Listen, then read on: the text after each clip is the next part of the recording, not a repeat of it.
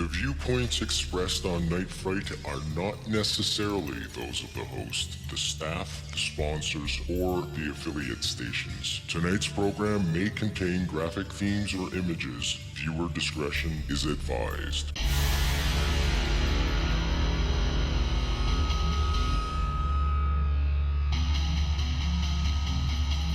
There is a time for question. There is a time for answers. There is a time to challenge. There is a time to speculate. There is a time for change.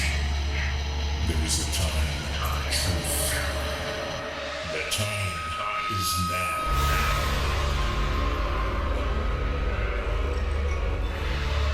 Welcome to Night Fright, your voice in the dark for horror and conspiracy.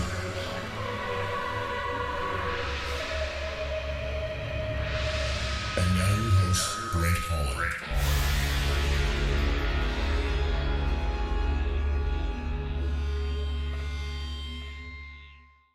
Showtime! Welcome to the show, everybody. Get the coffee going, get the tea going, get a beverage of your choice going. Got a wonderful show for you tonight on JFK. We continue. It's November, folks. And as always, Night Fright covers JFK in November because the assassination took place on November 22nd, 1963. So the whole month of November, we always make a point to get some of the best researchers on the show.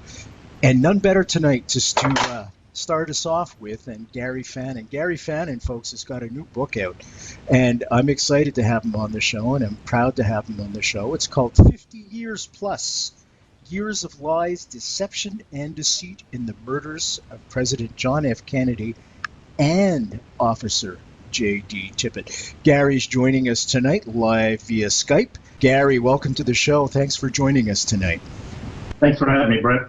My pleasure, my friend. Okay, let's jump in right away, as I say. Can you tell us your perspective of what took place November 22nd, 1963, around 12:30 p.m. in Dallas? Well, obviously JFK was at the end of his motorcade, headed to the Trade Mart. He was running a few minutes late, and obviously the shots were fired. We were told by the Warren report 9 months later that it was Lee Harvey Oswald acting alone, shooting from behind. Nobody else was involved. And I've just discovered in the past 35 years of researching this that just isn't the case. What is the case according to you? Where should we start with you according to your research? What's a good stepping stone, if you will, to open this up? Well, I don't know. I mean, maybe because I'm one of your researchers that wasn't born when JFK was assassinated. Okay. I found out about this, I got into the JFK assassination only because I had to do a history report in high school. And I drew a name out of the hat, and I drew JFK, and the first thing that my history teacher said was, "Gary, are your parents still alive?" And I said, "Yeah." And he said, "Well, find out where they were at," because just like the kids today, 9/11 is the new thing. Where were you when this happened? Right. And so I did a little bit of my research. I knew it happened on a Friday afternoon at 12:30 and so forth. Gary, what was the single point? What was the single most point for you that said something's fishy here, something doesn't make sense? The Warren Commission, even though their research is supposed to be the final word on the assassination, something is just not quite right. Was there an epiphany for you? For me, Brent, it was, again, this was before the internet. You had to actually go to the library and look at microfilm. And I was reading these papers of the Dallas Morning News, the Fort Worth, the Washington Post, New York Times, and how all of these eyewitnesses just, got it wrong according to the Warren Commission. To me, that was the biggest thing, that how did, over 200 eyewitnesses all get it wrong, yet 9 months later, the 7 members of the Warren Commission who were not even there got it perfect. I didn't believe it. Originally, I thought maybe Oswald had an accomplice, but the more that I got into it, and when I finally went to Dealey Plaza for the first time in 1987, I just realized there's no way that this happened the way they claim it happened. So Gary, in your book, you do extensive research on J.D. Tippet. I was wondering if you could tell us a little bit about what you've uncovered about the J.D. Tippet murder. And folks, for all of you that are too young to remember, J.D. Tippet was the officer that supposedly the purported assassin, Lee Harvey Oswald, the purported assassin of JFK, was supposed to have killed. Can you tell us a little bit what your research has shown? Well, the biggest thing that I found was how the Warren Commission changed the time of Tippet's death to 1:15, which is actually the time that he arrived at Methodist Hospital. He was actually shot at approximately 1:06, and that's according to an affidavit by Helen Markham, who was the Warren Commission's key eyewitness into the assassination of Officer Tippet.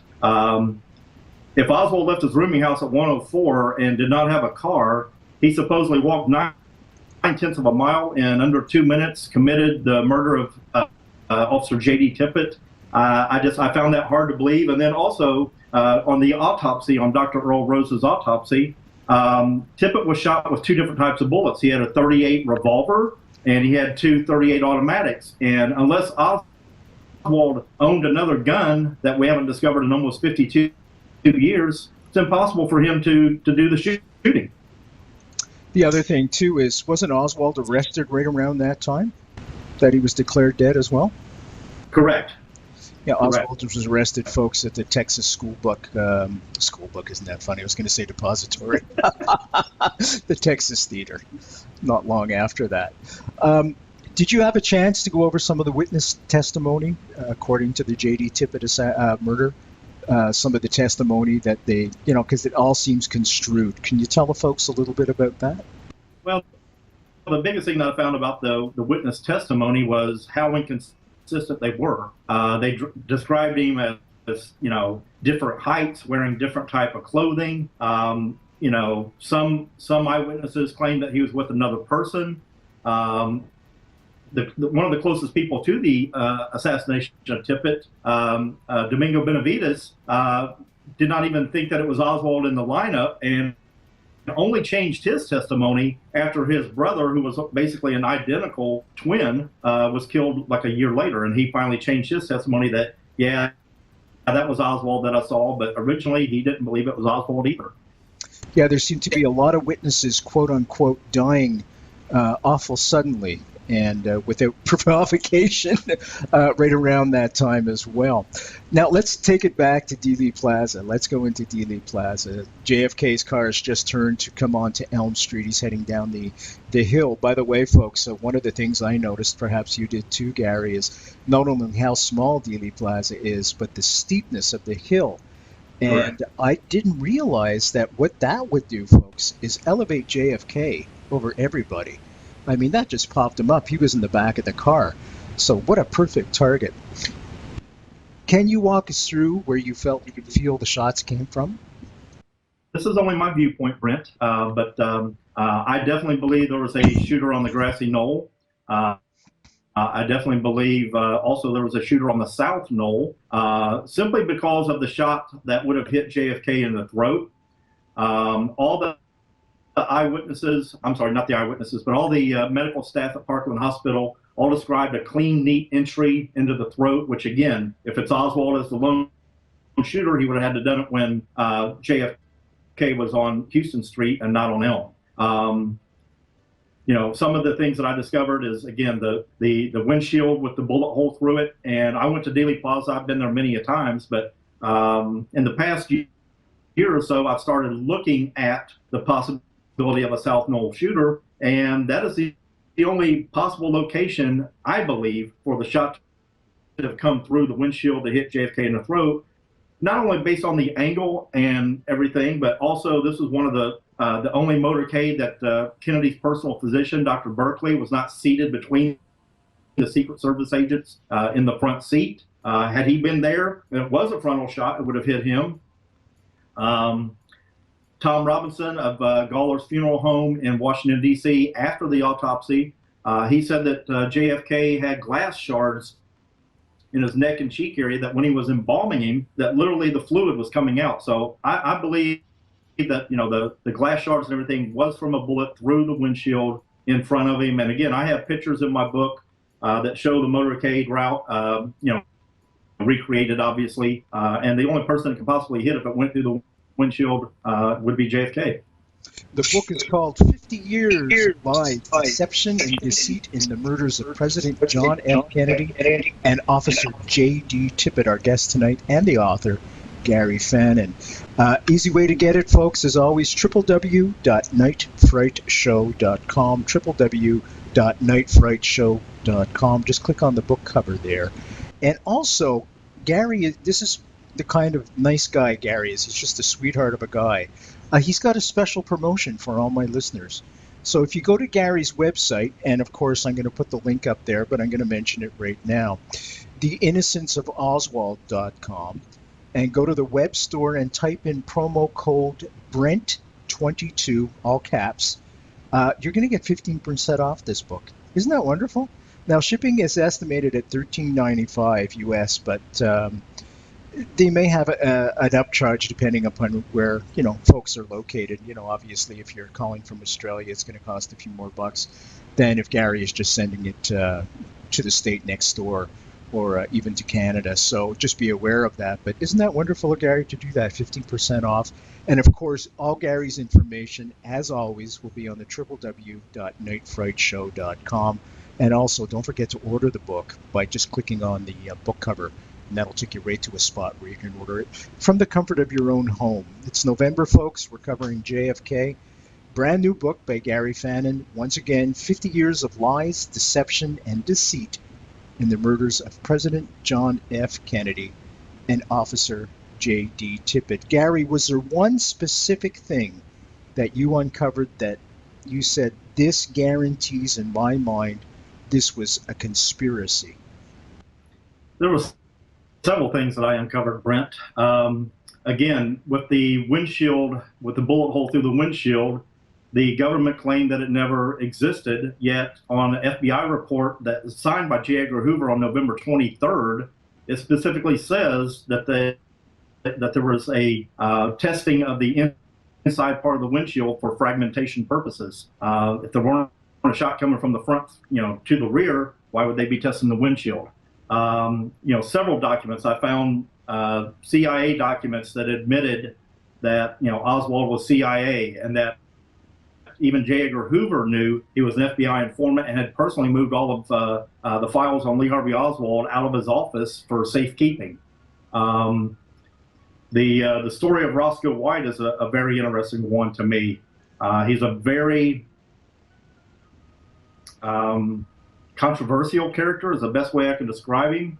But the more that I dove into the Roscoe White story, the more that I believe Roscoe White was a significant part of the assassination. Can you tell the folks that don't know about Roscoe, his story, just a brief synopsis so that we can give them a context?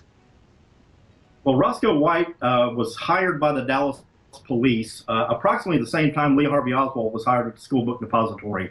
And I uncovered documents in September of '63 from Naval Intelligence that basically was ordering Roscoe White to work for the Dallas police. It specifically said Dallas destination has been chosen. Now, that's not the assassination. That's just where they were putting him in as a police officer. Therefore, any actions that he possibly could do, if he was a shooter, which I believe he was, you wouldn't question, if you were an eyewitness there, you wouldn't question a police officer standing behind a fence in a uniform. So that's one of the things that it made me realize that this was a very cleverly thought out plan. And just, again, with the Roscoe White information that I was able to research, I was fortunate enough to meet with Gary Shaw, who is one of the premier researchers. And Gary Shaw basically invited me into his home, let me go to the Baylor University Library where he keeps all of his documents, and basically gave me carte blanche that I could go through anything, copy anything, use anything for the book. And that's exactly where the Roscoe White really hit home with me. Where do you feel he was in Dealey Plaza? Do you think he was behind the fence on the Grassy Knoll? Perhaps the Deltex building?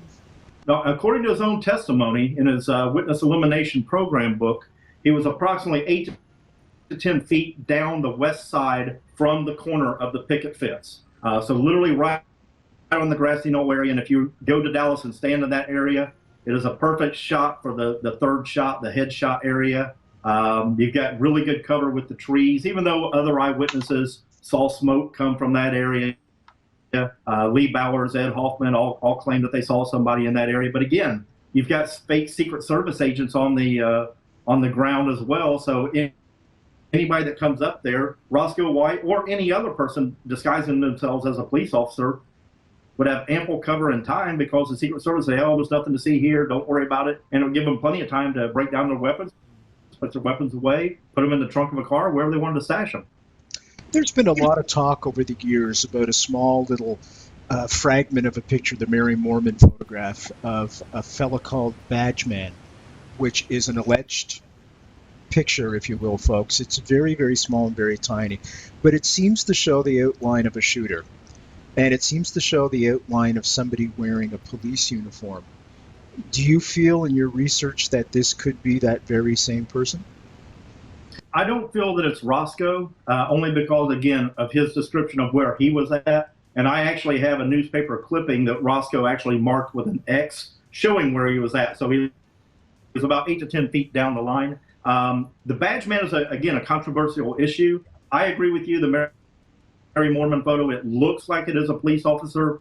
And I believe in my book, I state that it's an assassin by the name of Lucien Sarti, who Lucien had a history of dressing up as a police officer or a fireman or whatever type of position he needed to be in. But however, I don't feel, just from the angle that the person that fired that shot actually hit JFK, just simply for the fact that when I tried to recreate it myself, I was standing on a car bumper. I was simulating the height of my body over the fence, just like the Badgeman image. I was approximately 8-9 feet in the air, and I still could not see over the concrete retaining wall where JFK was, shot at for the fatal headshot.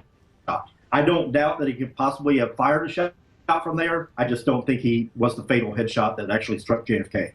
Okay, fair enough. And so today is from France. He was part of the heroin network, big cocaine network that was shipping cocaine from Algiers and places like that through France, over through Montreal, and then down through the United States. And this is where we get into a lot of mafia connections and another reason why JFK was killed. There seem to be multiple reasons why JFK was killed. One of them, of course, because he was coming down so heavily, Bobby was coming down so heavily on the mob. Do you follow that theory as well? Do you think the mob was involved at any level? I definitely think the Mafia was involved. I don't think they ordered the assassination, but I do think that they helped provide, obviously, the assassins. The only reason why I don't feel like they were the ones that were ordering the assassination is the Mafia could not do all the things that had to be done to cover up this assassination. They could not get Lee Harvey Oswald hired into the school book depository. They could not get the Secret Service to change the parade route. They couldn't get the Secret Service to remove his body illegally. I don't doubt that the Mafia is involved. But again, only as the potential shooters, because again, like you said, Robert Kennedy, I believe during JFK's time that the conviction rate was 3 times higher in the 3 years that JFK was there versus the previous 31 years of J. Edgar Hoover being in office. So it's like the old the Mafia saying, if you want to cut off the what is it? You cut off the tail of the dog head. Yeah, exactly. Yeah. So I think they eliminated JFK just simply so that they knew that they wouldn't have to worry about Robert Kennedy at that point as well. Yeah, I think you're absolutely right. Let's go to some other scenarios. Many people think that perhaps Cuban exiles were involved as well. Do you think that's part of the plot as well?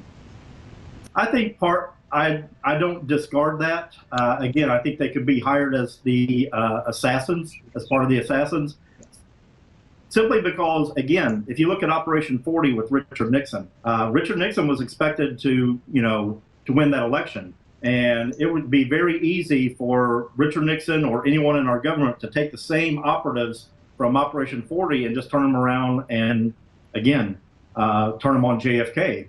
One of the documents that I found in the Roscoe White file that I found so interesting was it was from October of '63, and it's from Naval Intelligence, and again, it is codename Mandarin, which was the code name that Roscoe White went by. But the very opening statement in the document was, "Foreign affairs assignments have been canceled. The next threat is to eliminate a national security threat to worldwide peace." This document basically said, we're not going to kill Fidel Castro, we're going to kill JFK. And it's a month before the actual assassination.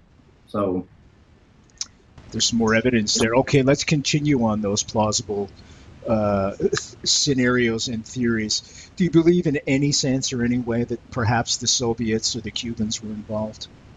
Not at all. Yeah. Not at all. As a matter of fact, Robert Kennedy and Jacqueline Kennedy sent somebody to the Soviet Union within 3 days to let them know that, hey, they're going to put the blame on you for this, but this was a domestic incident. It was not anything to do. JFK was making, back channels through Khrushchev for worldwide peace. So no, I don't believe there was any Soviet involvement whatsoever. I agree with you completely, and he was also making those same back channels on the very day he was killed. He was in a meeting with a French journalist, Fidel Castro, I believe. Correct. And Fidel said, this is very bad, this is very bad, and he just blanched because he realized that any chance for reconciliation was going to be stymied at that point. He certainly wasn't going to get it from Johnson, and especially not from Nixon. So yeah, it was a real upsetting moment. So I completely agree with you. How involved do you think military intelligence was in this whole thing?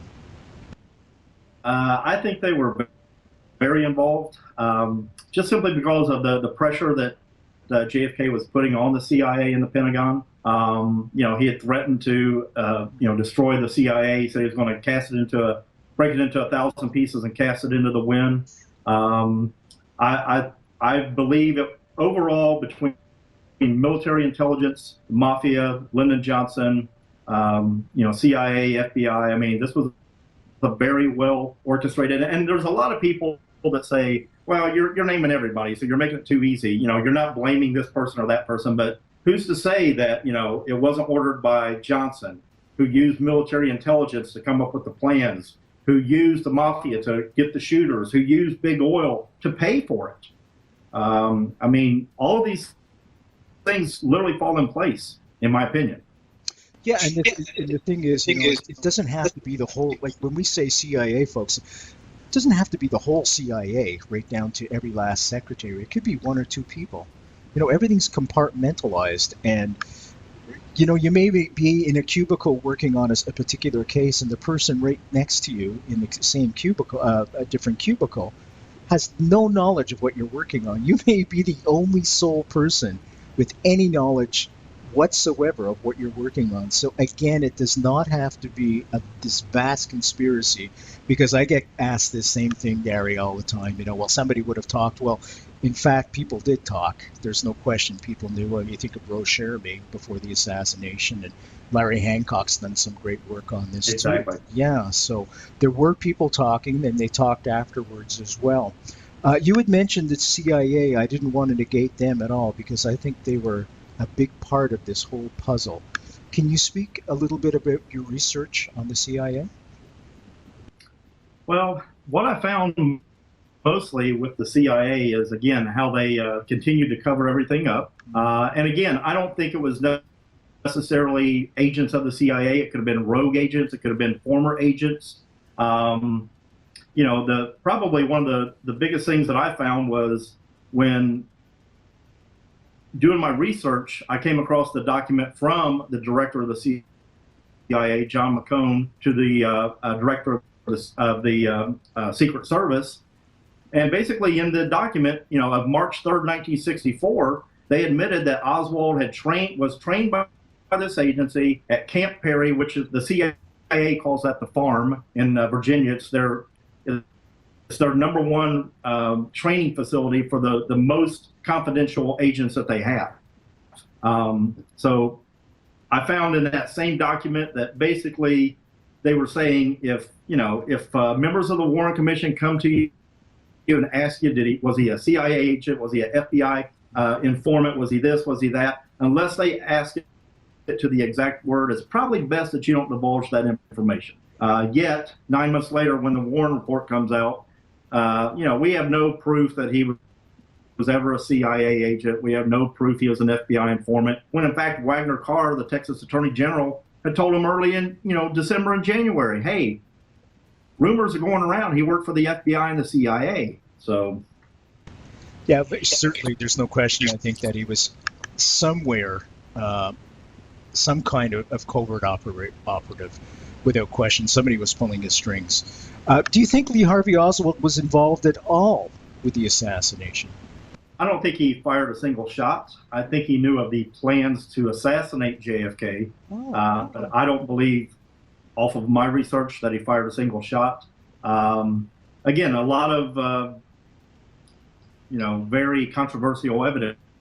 The Alkin 6 photo in the background, it has somebody that looks like Lee Harvey Oswald. Well, Bob Groden said that guy was Billy Nolan Lovelady, and it very well could be Lovelady. But again, Oswald, when he was questioned by Captain Fritz, when he was asked, where were you when the assassination took place, he said he was out front with Bill Shelley. So if it is Oswald standing there and not Lovelady, that would explain why he was able to get to the lunchroom so quickly instead of trying to go, all the way across the 6th floor, hiding the weapon down the stairs that, witnesses never saw him, and not be out of breath. Again, there's just too many controversial things. Whether he's the image in the Alkin 6 or not is open for debate, but bottom line, in a court of law, which he never got the chance to do, you have to take his testimony, I was out front with Bill Shelley. And who knows if Bill Shelley would have been able to, collaborate that if it had gone to trial. Yeah, and let's not forget, folks, Gary brought up a very good point just a few minutes ago about those false Secret Service agents, not only on the Grassy Knoll, but behind the Texas School Book Depository, they were seen as well.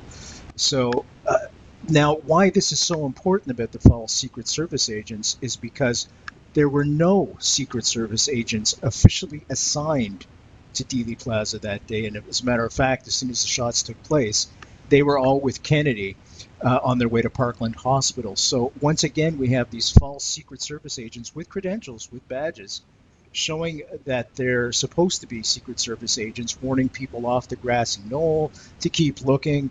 Obviously, there was a serious cover-up taking place, and this takes, as you mentioned before, I think as well, somebody from the intelligence circles to pull us all together.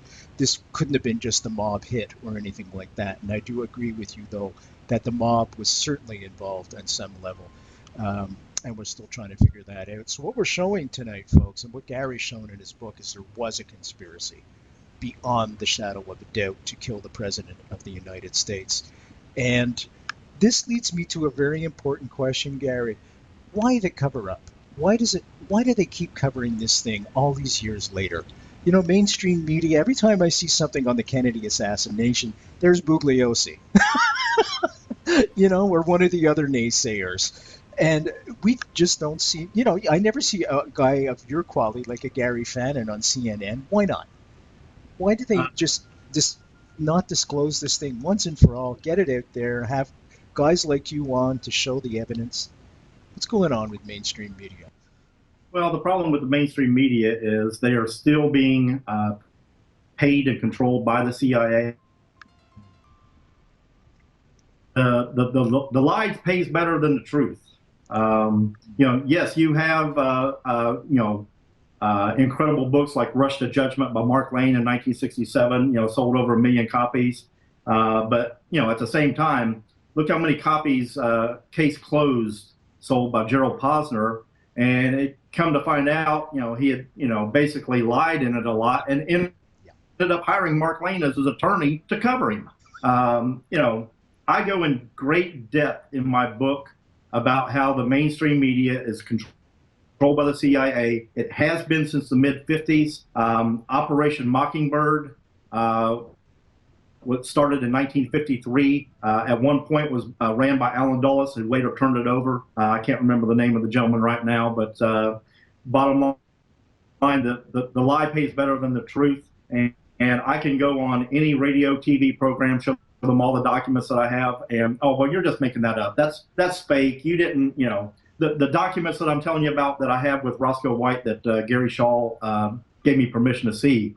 These were tested by Gary Shaw and Larry Howard at the Kennedy Assassination Information Center way back in 1990, and they literally clipped a piece of the paper, a piece of the plastic stock that it was covered in, and sent it to IBM and 3M, and they both said this is from 1962-63 stock. But it's easier for the mainstream media to say, well, Ricky White's lying about this. He's looking for fame. Ricky's not looking for fame. He's looking to get the truth out. Who in their right mind would want to say, my father killed JFK? So there you go. And, it's the same thing with Jim Garrison when he brought his trial, 1968. By the way, folks, I should just tell you, Allen Dulles was the head of the CIA until Kennedy fired him because Sorensen, I had interviewed Ted Sorensen, and Sorensen told me that JFK was afraid of the CIA because they had lied to him about the Bay of Pigs. They said that according to their evaluation, all he had to do was sign on the dotted line and everything was going to fall into place. There would be an uprising on the island and they would take over Castro. He wouldn't even have to lift a finger. Well, we know that's not true because Allen Dulles' own report said that the Bay of Pigs was doomed to fail, and he hid that from Kennedy. Sorensen told me that. So that's who Allen Dulles was. He's a very shady character. But getting back to the media as well, and the Sorensen tie-in, I had interviewed Ted and spent an afternoon with him in his Manhattan apartment, and he unloaded about the assassination. He confirmed conspiracy, folks. I have approached every major and minor media outlet with this information because it's on tape, it's on video. They don't want to hear it. They don't want to hear it. They won't touch me, with oh, you do UFOs, oh, you do Bigfoot, blah, blah, blah. It's on video. This is Ted Sorensen. It's not Photoshopped. Who cares? This is the truth. Do you want the truth or not? And they obviously say no. I understand. During the 50th anniversary, Brent, yes, during the 50th anniversary, obviously I went out there for the celebration of JFK's life that Mayor Rawlings didn't allow anybody that actually thought there was a conspiracy in, including Beverly Oliver, including Bill and Gil Newman, their children, including James Tague. They weren't allowed into the public ceremony, so to speak. And even going out there, I offered all of the major media outlets in Atlanta, Georgia, CBS, NBC, ABC, Fox, CNN is located here. I offered my services to anybody that wanted to report on the story. And I said, if you have a reporter go out there, I'll tell you what I know. I'll tell you the conspiracy side. I'll tell you the government side. You decide what you want to report. Not a single one of them took me up on my offer, and I was doing it for free. The JFK Assassination, the definitive book by Brent Holland.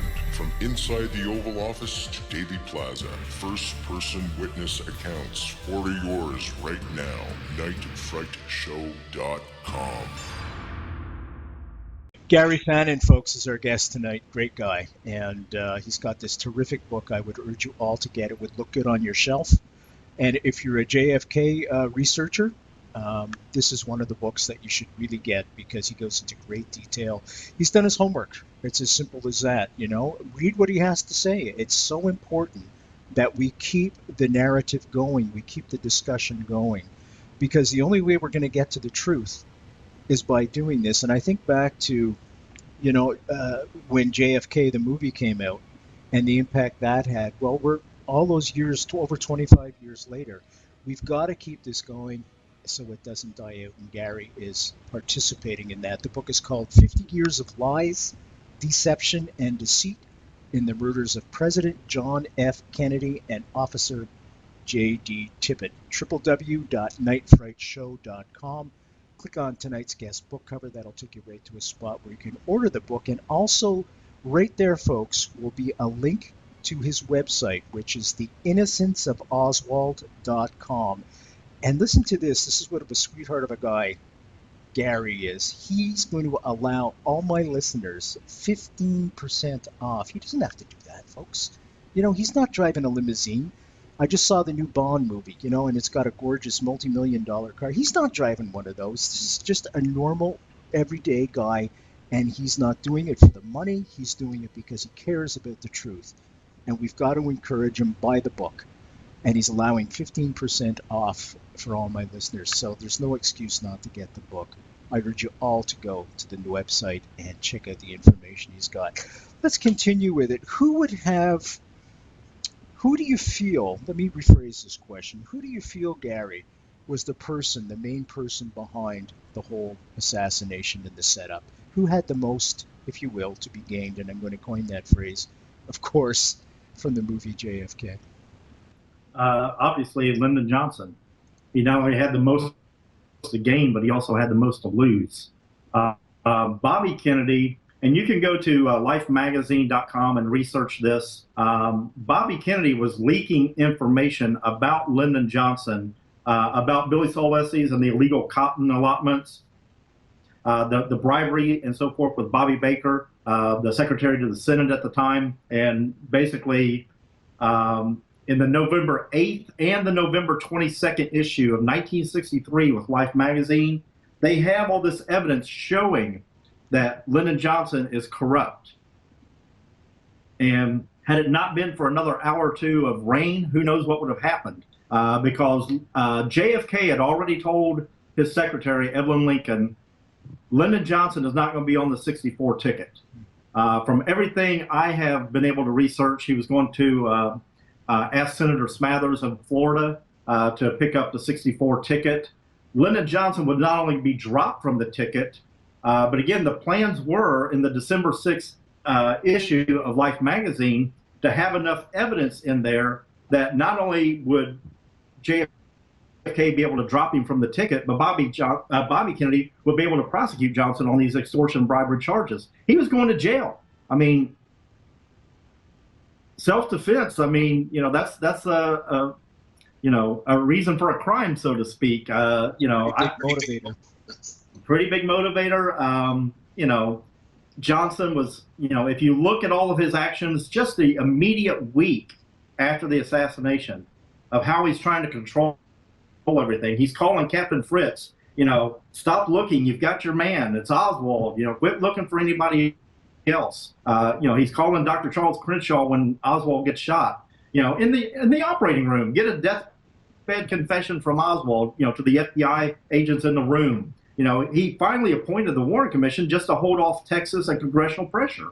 The members of the Warren Commission, especially Chief Justice Earl Warren and Richard Russell, despised each other, did not want to work on the same panel. The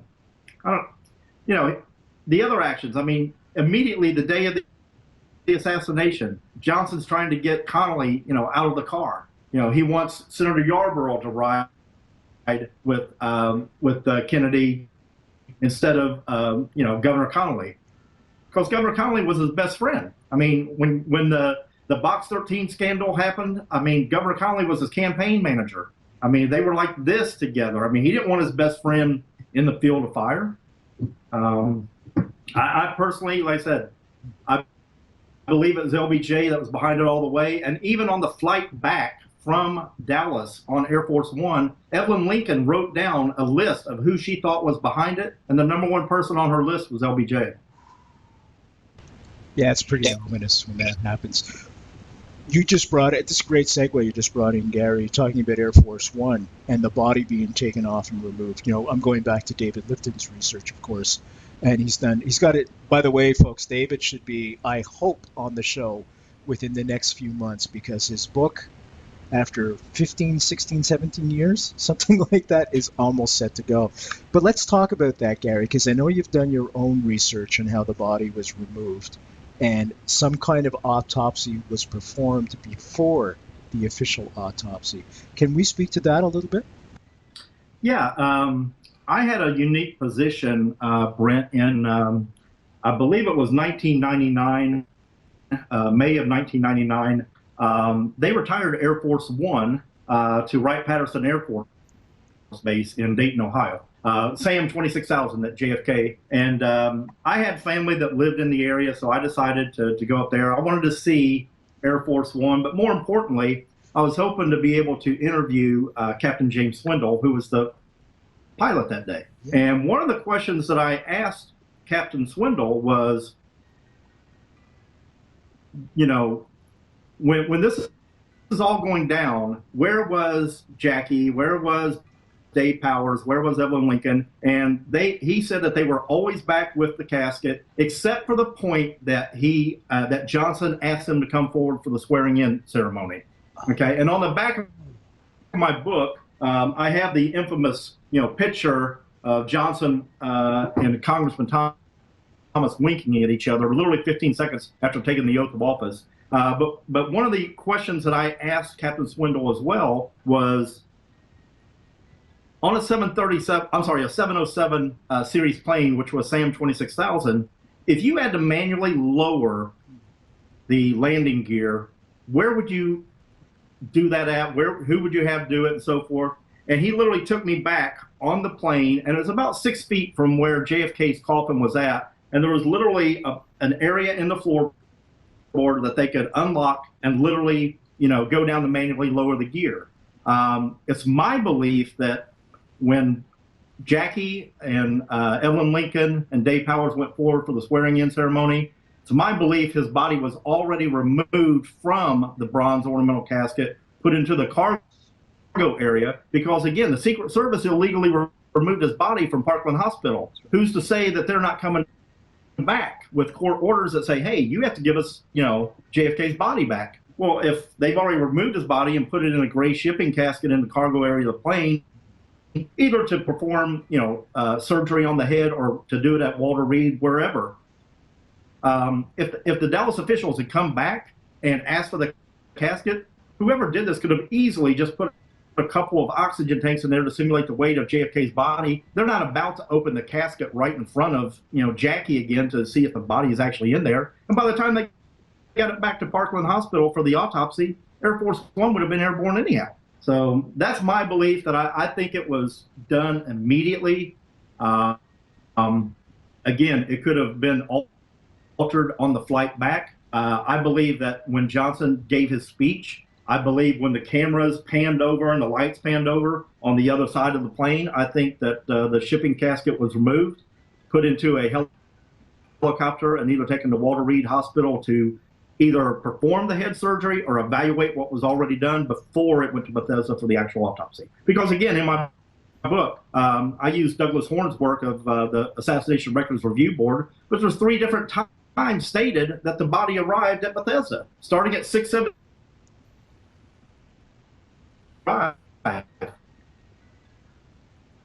Yeah, it really doesn't add up. It doesn't make any sense, does it? I mean, these are official documents, and you've got 3 separate times and 2 different shipping caskets, and in one he's in a body bag, and another one he's not, and so there's something there, without question. Well, and again, Brent, in my book, I've got over 60 medical professionals at Parkland Hospital and Bethesda that all say, massive wound in the back of the head. The only 3 that didn't were the 3 autopsy physicians.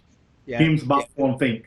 Very bizarre indeed. And you're absolutely right. Dr. McClellan was on the show, and he gave the same testimony. He said he clearly saw it. And this is an educated man, folks. This is not just somebody off the street or anything. He knows what he's talking about. He's not a neurosurgeon, but he's an emergency surgeon. So he knows the parts of the brain. And like Gary has said, everybody saw the back of his head blown out. So what does that mean? Frontal shot. Exactly so. What does a frontal shot mean? It means at least 2 shooters, by definition, conspiracy. And that's what Gary's book proves. 50 years of lies, deception, and deceit in the murders of President John F. Kennedy and Officer J.D. Tippet. Guest tonight is Gary Fannin, and the author, www.nightfrightshow.com.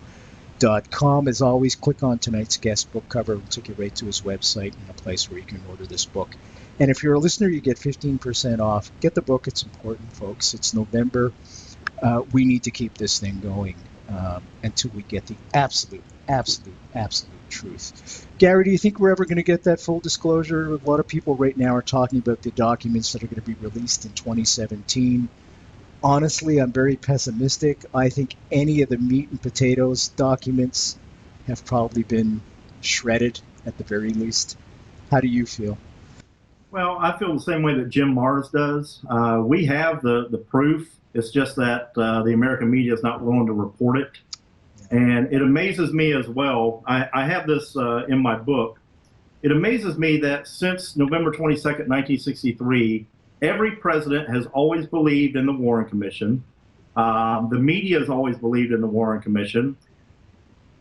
We really haven't had another investigation. The House Select Committee on Assassinations, when Richard Sprague was running it, yeah, they were investigating. But, again, he was forced out.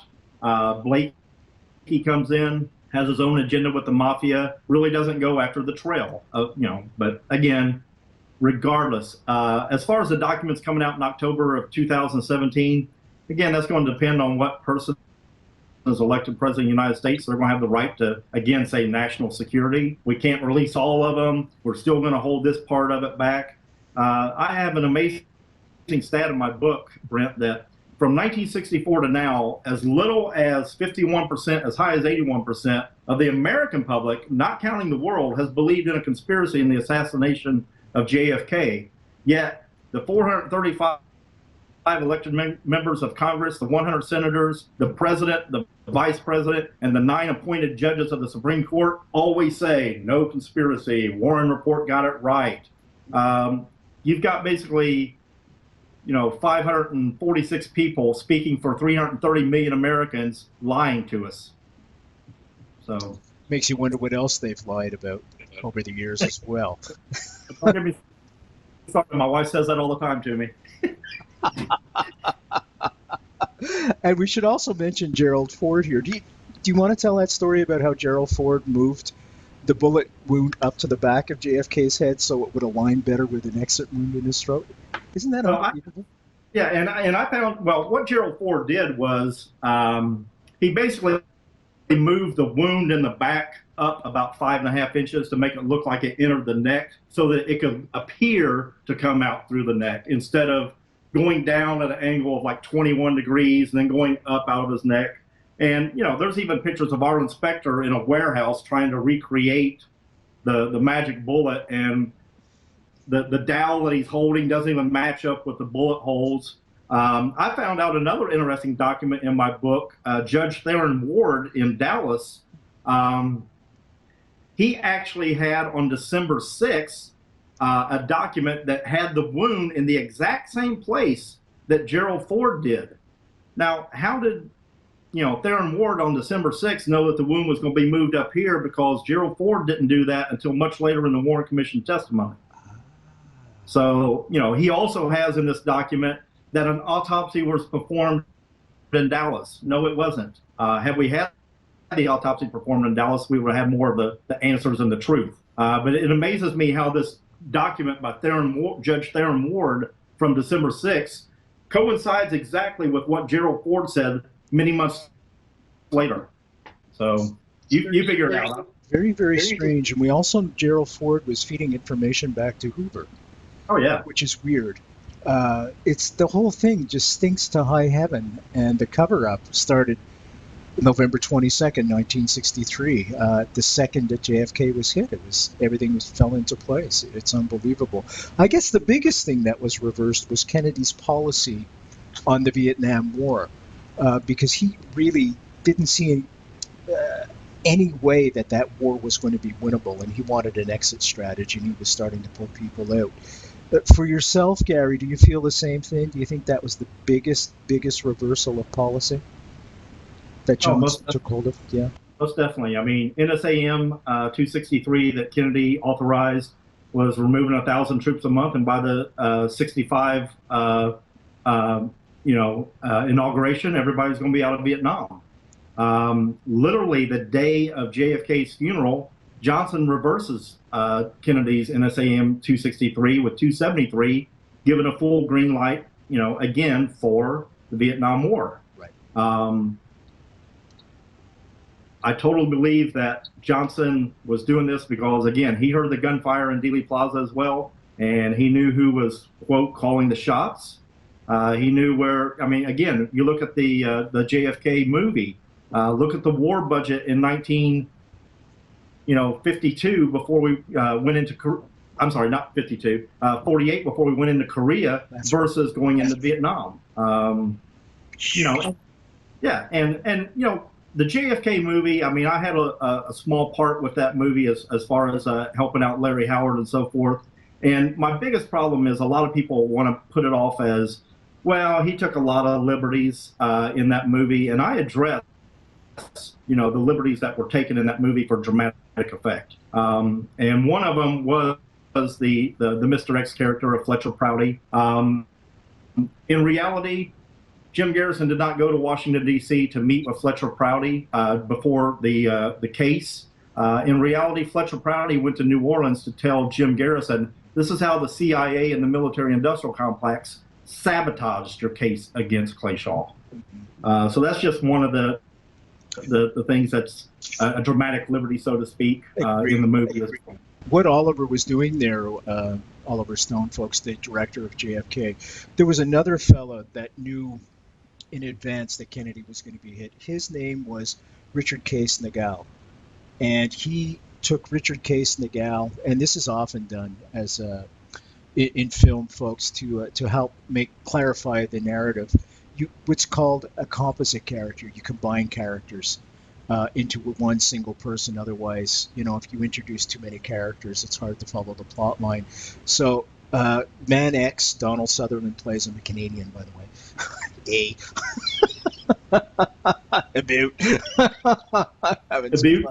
We're having some fun. He is also Man X is also Colonel Fletcher Prouty, indeed, and mostly Colonel Fletcher Prouty. But apparently Garrison had gone to meet Richard Case Nagel, if I'm not mistaken, in Washington. So right. That's where that meeting came in. He wanted to make it look more covert than the actual event that took place with. Yeah, and Dick Russell's book describes that in great detail. You know, and basically, there's a reason why Richard Case Nagel fired shots into a bank ceiling, because he wanted it to be a federal crime. Yeah. So. You know what I heard, Gary? I should have asked Mr. Bolden this when he was on the show. I heard that Richard Case Nagel was in prison at the same time Abraham Bolden was in the same prison, and they were across the aisle from each other in cells. Now, I haven't verified that, but I should ask Mr. Bolden that. I just thought of that. So it's interesting, you know, the coincidences in this thing are astronomical. Is there lessons learned looking back all those years that we should be looking at today as red flags and warnings that this may be taking place again, that we the people really don't have the power?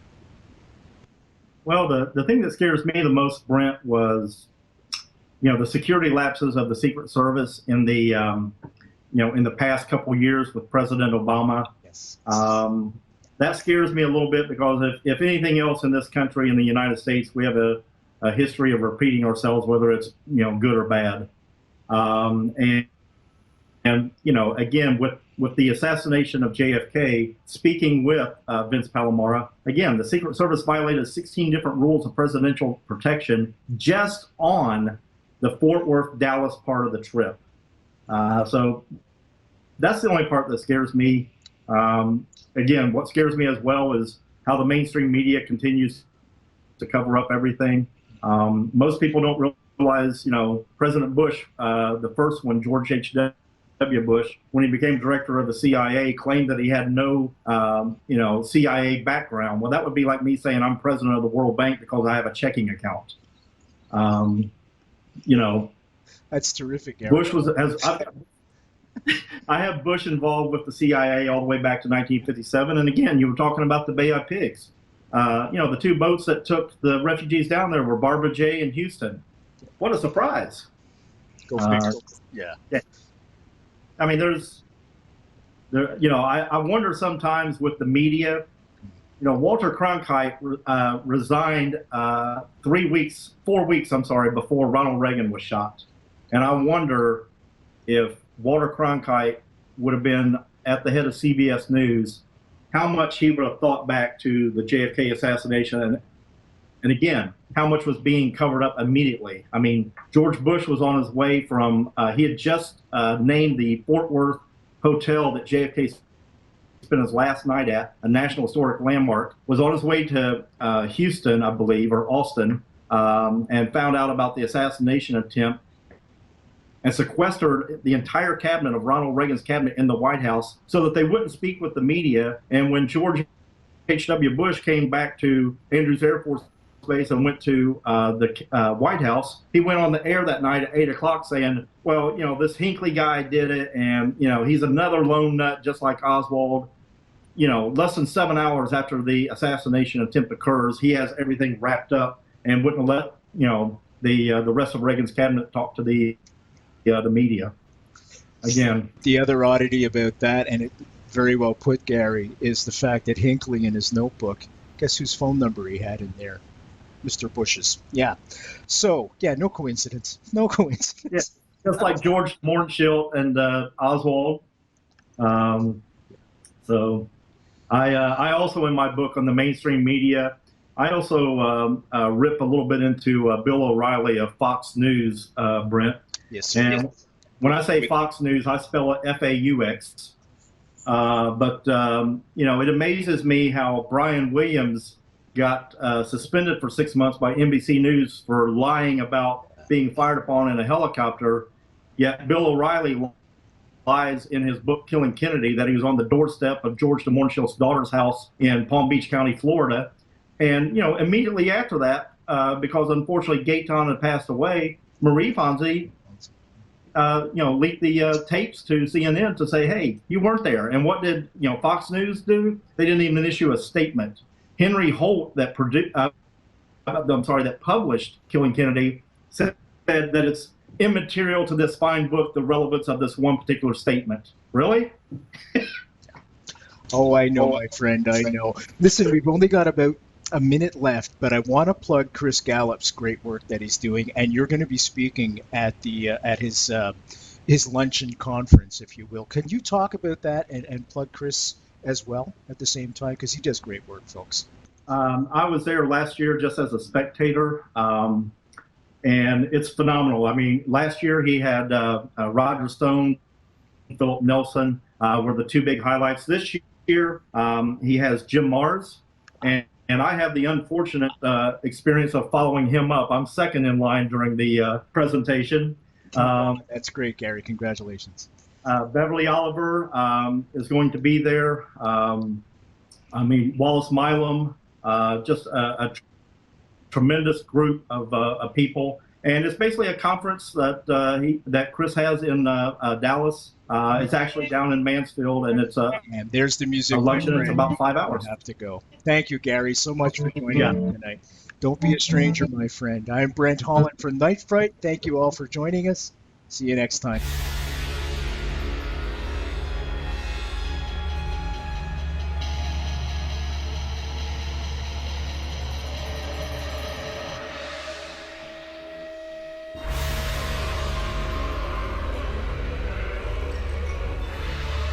You're listening to Night Fright and your host, Brent Holland.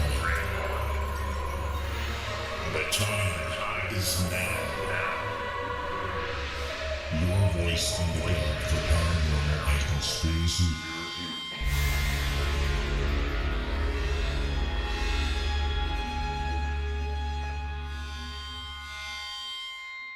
The JFK Assassination, the definitive book by Brent Holland. From inside the Oval Office to Dealey Plaza, first-person witness accounts. Order yours right now, nightfrightshow.com.